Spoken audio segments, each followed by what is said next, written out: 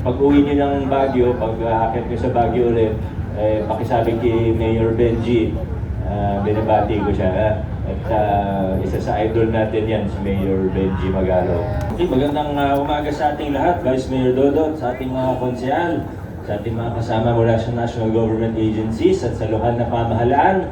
At higit sa lahat, sa ating mga bisita mula sa City of Baguio, welcome sa lungsod ng Pasig at welcome sa aming temporary Pasig City Hall. Sana pag natapos po yung new City Hall namin ay makabisita po kayo ulit. Ano? At sana maging produktibo ang pagbisita nyo dito sa Pasig. Masaya-masaya po kami na makasama kayo ngayong umaga. Di ko alam kung sino mga imi-meeting nyo. Sana siguro ang Treasurer's Office natin. And pag-uwi nyo ng Baguio, pag aakyat nyo sa Baguio ulit, pakisabi kay Mayor Benji, binabati ko siya.